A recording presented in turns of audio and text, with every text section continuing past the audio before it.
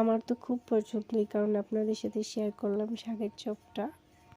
Hello সবাইকে, সবার কী অবস্থা, সবাই কেমন আছেন? তো চলুন আপনাদের সাথে সেই সেসি শাকের চপটা শেয়ার করি, যেটা আমি ইফতারিতে প্রতিদিনই রাখি। তো ফার্স্টে দিয়ে নিলাম আদা, পেঁয়াজ, রসুন আর কাঁচামরিচ ব্লেন্ড করে রেখেছিলাম, সেখান থেকে 1 চামচ দিয়ে নিলাম। আর এখানে দিয়ে নিলাম পরিমাণ মতো বেসন। আপনারা তো সবাই চপ বানানোর জন্য যেভাবে বেসনটা গোলানো হয় সেম ওইভাবে। এখন দিয়ে নিলাম চালের গুঁড়া। চালের গুঁড়া দেওয়ার কারণে চপগুলো খুব মচমচা হবে। এখন আমি একটু মিশাই নিচ্ছিলাম।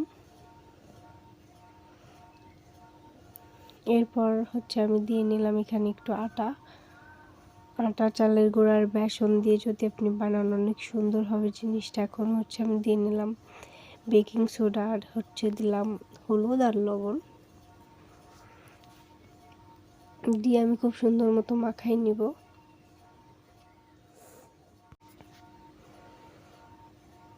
তো এখন আমি পরিমাণ মতো একটু পানি, অল্প অল্প পানি দিয়ে খুব সুন্দর মতো একটু গুলিয়ে নিচ্ছি।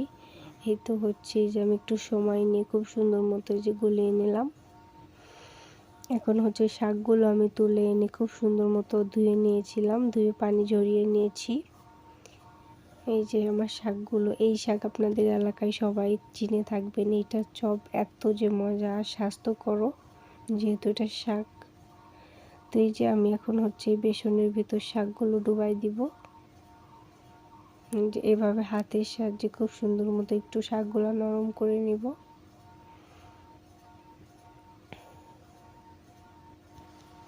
এখন কড়াইয়ে পরিমাণ মতো তেল দিয়ে আমি শাকগুলো খুব সুন্দর মতো ভেজে নিব। আর কোনো কাজ নেই। এখন জাস্ট বেসনের ভিতর শাকগুলো ডুবাই রাখবো, তারপর আমি উঠিয়ে তেলের ভিতর দিয়ে দিব। এত মজা, কি বলবো, শাকের চপটা আপনারা একবার হলেও ট্রাই করবেন আর কমেন্ট করে জানাবেন এই চপটা খেতে কেমন হয়েছিল। আমি তো ইফতারিতে প্রতিদিনই শাকের চপটা রাখার চেষ্টা করি, কারণ আমার ফ্যামিলিতে সবাই এটা পছন্দ করে। আর এত মচমচা হয়, কি বলবো, পুরো শাকটা মনে হয় মচমচা।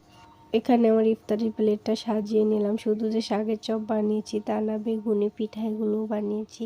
তো কেমন লাগলো আমার ভিডিও কমেন্ট করে জানাবেন। সবাই ভালো থাকবেন। আল্লাহ হাফেজ।